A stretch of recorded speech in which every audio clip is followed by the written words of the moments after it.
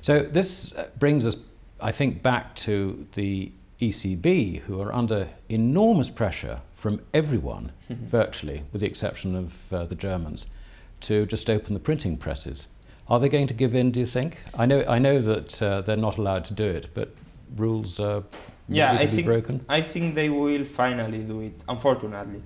And they will do it because they don't want to go by a process of national bankruptcies.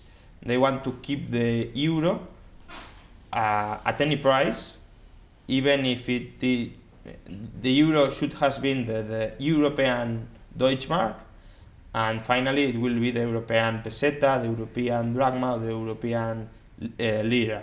Because you have, if ECB opens the printing press, you are transforming supposedly the Bundesbank, the ECB, in what was previously the Spanish central bank, the Greek central bank, etc. So if the purpose of the euro was to have a more or less hard currency like the Deutschmark, you obviously have failed you have failed in case you reproduce the bad behaviors of those central banks. The logical process would be to force governments to adjust their finances, to privatize all their assets. I mean, Greece, for instance, has a debt of 350 billions of euros, but they have assets.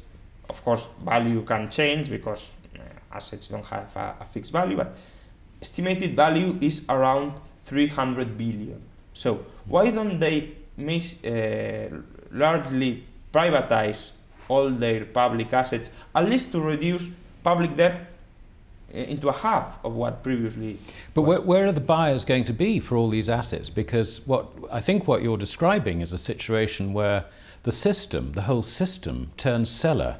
Yeah. And under those circumstances, having partially destroyed savings, the only savings that don't seem to have been destroyed are all in China and India, and therefore not accessible, as it were, and not readily recyclable, if you like. But they aren't, in part because Western governments don't want Chinese or Indian people to own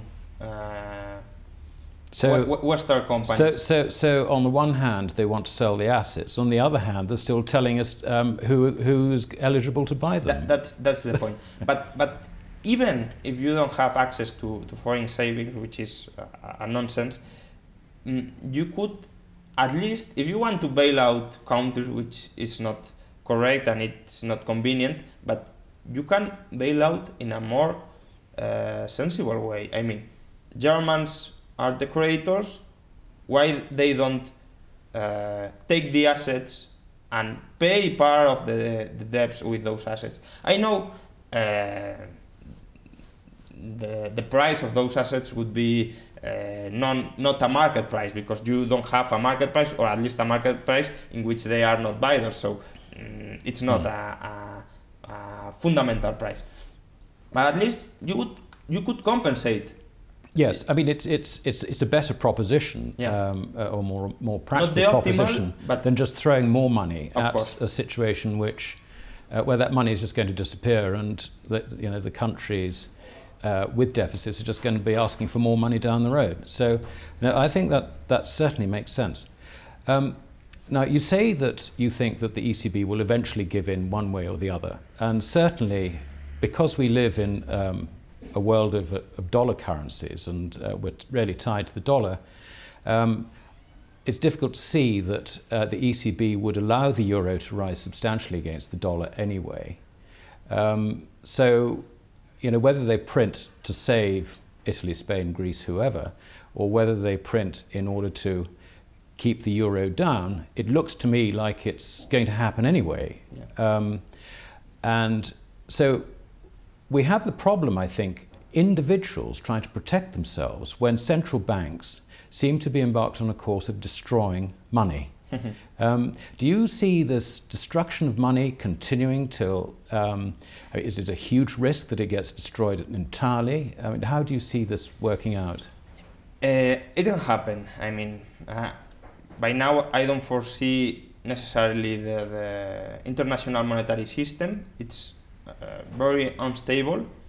It's very unstable in the last half century because you haven't had a currency tied to gold, so it has been an unstable system with a lot of depreciation, appreciations of national currencies. You haven't had properly an international monetary system. You have had a national monetary systems in competition.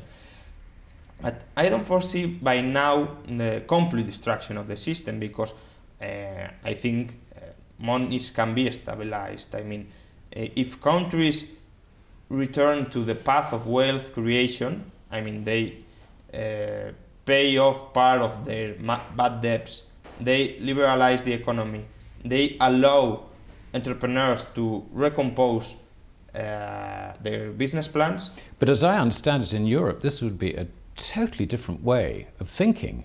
Yeah. I mean, do we see any I mean, I understand that the businessmen and thinking people are beginning to sort of think, well, this isn't actually how the world really does work, and they're turning to Austrian economics. Yeah. But do we see any evidence of this coming into politicians, the senior civil servants, whose natural instinct is to protect what they have got? Yeah, this is true, but it's also true that I think politicians should understand that if they don't do correctly, they will lose.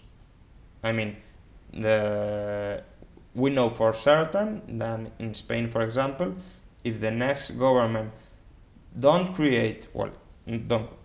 allow the creation of 2 or 3 million jobs in 4 years, they will lose the elections. Of course, there are other politicians who want to play the populist card, and when the chaos is spread, they want to go to the government. That's another situation. Right now, I think that all the politicians, all the establishment, know that they will lose all their power if the economy doesn't surge. The problem, they neither want to assume the cost of doing that. So I don't think how things will go. I am, in a sense, pessimistic, especially for Europe, but I think that we also have the potential to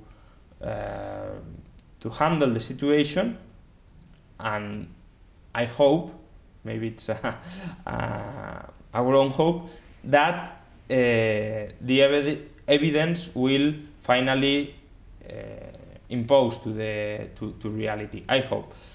But in any case, Europe could go bankrupt, and international monetary system, the dollar as a currency reserve, could survive.